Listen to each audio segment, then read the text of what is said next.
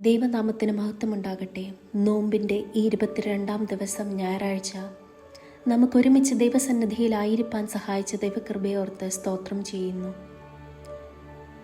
നമുക്കൊരുമിച്ചുള്ള ചിന്തയ്ക്കായി തിരഞ്ഞെടുത്തിരിക്കുന്ന വേദഭാഗം വിശുദ്ധ മർക്കോസ് എഴുതിയ സുവിശേഷം 7-ാം അധ്യായം 24 മുതൽ 30 വരെയുള്ള വാക്യങ്ങൾ.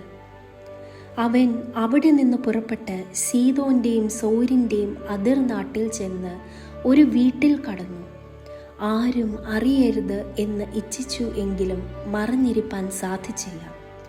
അശുദ്ധാത്മാവ് ബാധിച്ച ചെറിയ മകളുള്ളൊരു സ്ത്രീ അവൻ്റെ വസ്തുത കേട്ടിട്ട് വന്ന് അവൻ്റെ കാൽക്കൽ വീണു.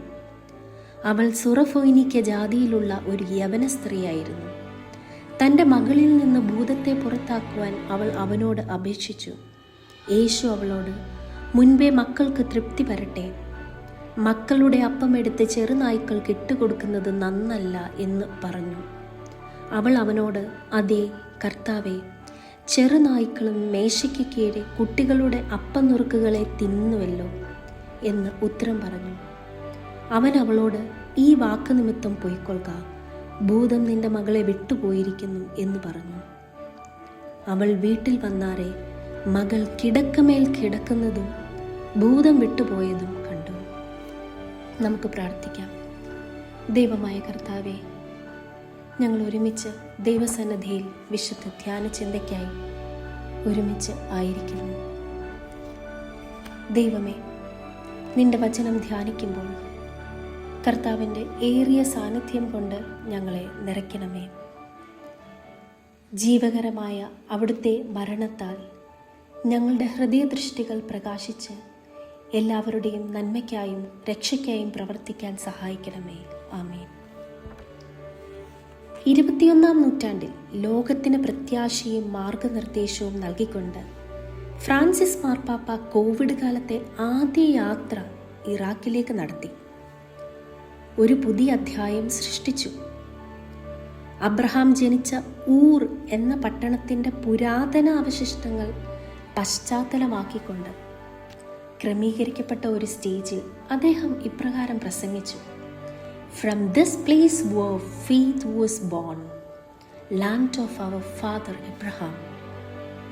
Let us confirm, Lord is merciful, and the greatest blasphemy is to profane by hating our brothers and sisters. ഈ വാചകങ്ങളെ നമുക്കിങ്ങനെ പരിഭാഷപ്പെടുത്താം: വിശ്വാസം ബീജാവാപം ചെയ്ത ഈ സ്ഥലത്ത്, നമ്മുടെ പിതാവായ അബ്രഹാമിൻ്റെ ഈ പ്രദേശത്ത് നിന്നുകൊണ്ട് നമുക്ക് നമ്മുടെ ദൈവം കരുണാമയനാണെന്നും ഏറ്റവും വലിയ ദൈവദൂഷണം എന്നത് നമ്മുടെ സഹോദരീ സഹോദരങ്ങളെ വെറുക്കുന്നതിലൂടെ ദൈവത്തെ നിന്ദിക്കുന്നതാണെന്ന് നമുക്ക് പ്രഖ്യാപിക്കാം. വിശ്വാസം ബീജാവാപം ചെയ്യുന്ന സ്ഥലവും വിശ്വാസത്തിൻ്റെ വഴിയെ യാത്ര ചെയ്യുവാൻ തുനിയുന്ന വ്യക്തികളും ഓർമ്മിക്കപ്പെടും. ആകാശത്തിലെ നക്ഷത്രങ്ങളെ നോക്കി ദൈവ തേജസ് കണ്ടും ദൈവത്തിൽ പൂർണ്ണ ആശ്രയം അർപ്പിച്ച് അബ്രഹാം യാത്ര പുറപ്പെട്ടെന്നും മാർപ്പാപ്പ നമ്മെ ഓർമ്മിപ്പിക്കുകയും ഒരു പുതുപ്പുറപ്പാടിന് മനുഷ്യ സമൂഹം വിശ്വാസത്തിൻ്റെ ദൃഢതയിൽ ആരംഭം കുറിക്കണമെന്ന് ആവശ്യപ്പെടുകയും ചെയ്യുകയാണ്. അബ്രഹാം മാത്രമല്ല, മർക്കോസ് എഴുതിയ സുവിശേഷം 7-ാം അധ്യായം 24 മുതൽ 30 സുറഫോയിക്ക സ്ത്രീയും ഈ വലിയ വിശ്വാസത്തിൻ്റെ യാത്ര ആരംഭിച്ചവളാണ്. നമുക്കറിയാം, വിശ്വാസ ജീവിതത്തിലെ ഓട്ടത്തിൽ ആരംഭത്തിലല്ല, ഓട്ടം അവസാനിക്കുന്നിടത്താണ് സമ്മാനം ഏറ്റുവാങ്ങുന്നത്. ആരംഭത്തിൽ തന്നെ സമ്മാനം കൈവശമാക്കുവാൻ ആവശ്യപ്പെടുന്നത് ന്യായീകരിക്കാനാവുകയില്ല. അതുമാത്രമല്ല, അത് മൗഢ്യചിന്തയാണ്. കനാന്യ സ്ത്രീയുടെ ഓട്ടത്തിലെ കടമ്പകൾ ഓരോന്നായി കടന്ന് അവസാനത്തിൽ അവളുടെ മകളുടെ സൗഖ്യത്തിലേക്ക് വിശ്വാസം അവളെ കൊണ്ടെത്തിക്കുന്നു. ദെക്കപ്പൊല്ലി നാട്ടിൽ ഗദരദേശത്തെ ഭൂതഗ്രസ്തന് വേണ്ടി മാത്രം കടലിനക്കരെ യാത്ര ചെയ്ത് യേശു ഇവിടെ ഒരു സ്ത്രീയുടെ മകൾക്ക് വേണ്ടി മാത്രം യാത്ര ചെയ്ത് ഇവിടെ വന്നു എന്ന് തോന്നിപ്പോകും.